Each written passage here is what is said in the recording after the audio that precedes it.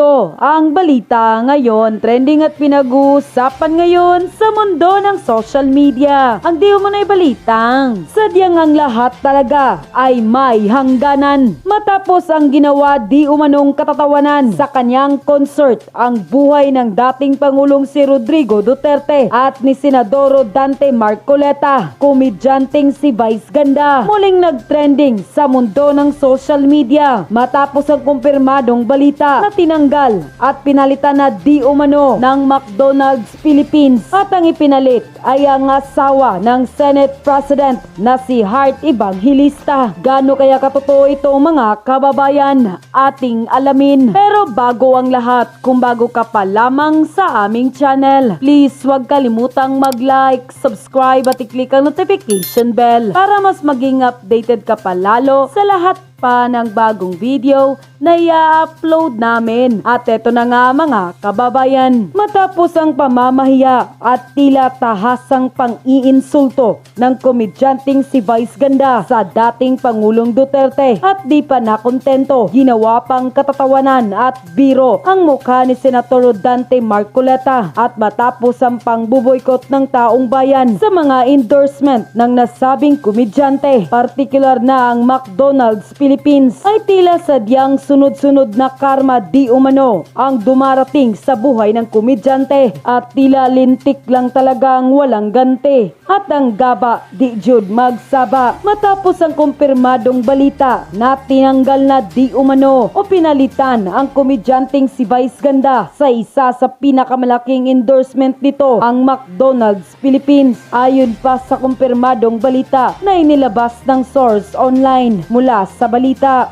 and I quote, Heart, bagong endorser ng isang fast food chain, Vice Ganda.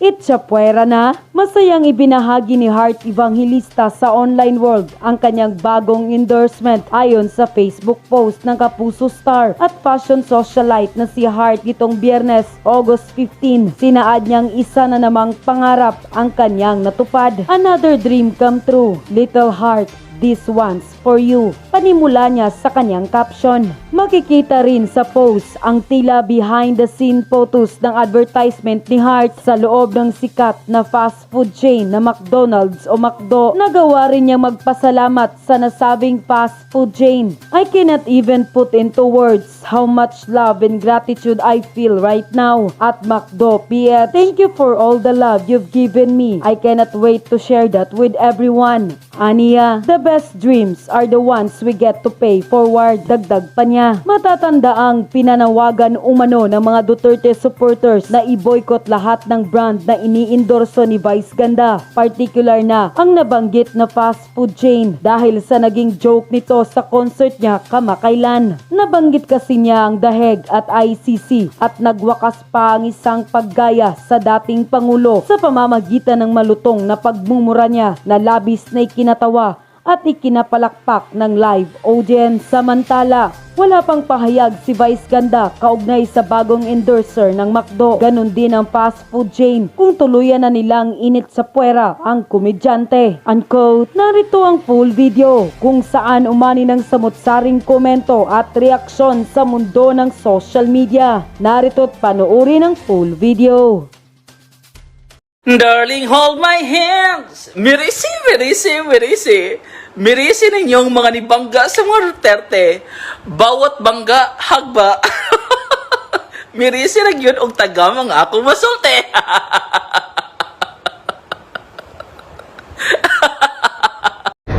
Tingnan nyo, wala pang isang linggo pero andito na yung Duterte effect.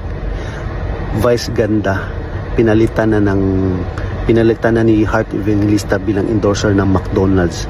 Si Vice Ganda tanggal, si Heart Evangelista yung pinalit. So, di ba? Magandang araw mga kaibigan. Good news po itong pag-usapan natin. Sana totoo. Ito, Kipi Chu na post 34 minutes ago. Sabi niya, I will eat McDo forthwith, immediately, executory. Wait, clarify ko muna. Isinare niya yung post ng balita, Vice Ganda out, Heart Evangelista in, Makibalita, MB.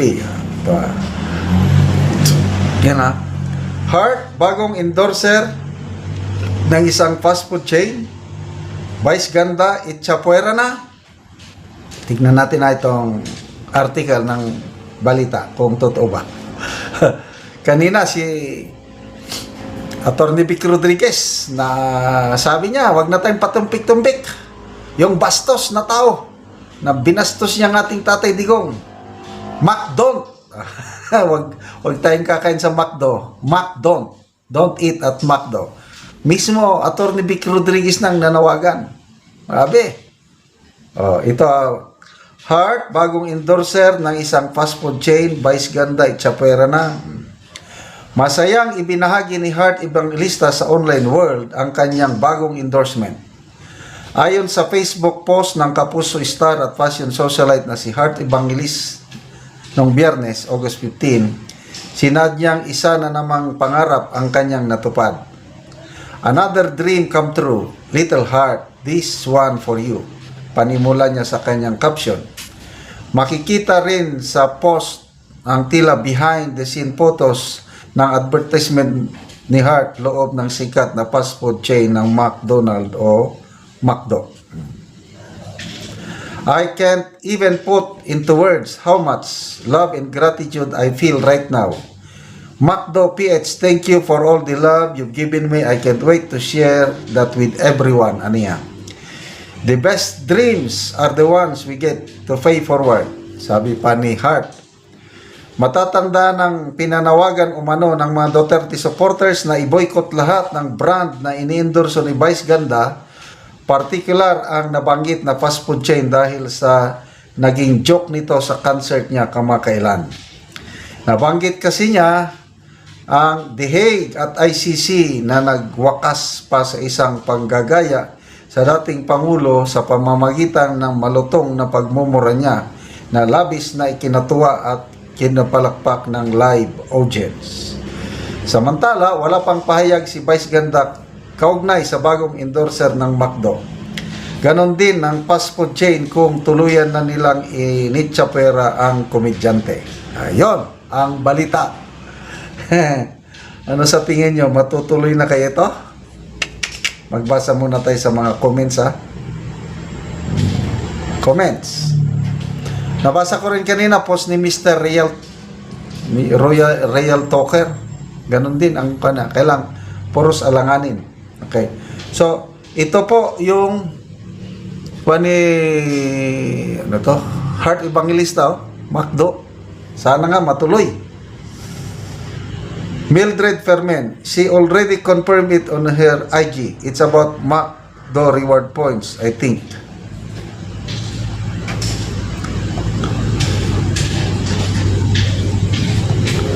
Lola, no, there's no announcement that Vice Ganda is out. Heart could be just a supplementary. McDon't pa rin still until announced. Wag muna daw maniwala. McDon't lang muna. Wag muna tayong kakain. Ha, gaw lang. I love McDo pa rin pero I know that endorsers has this part in this contract. They should refrain from any scandals that may drag their names in bad light.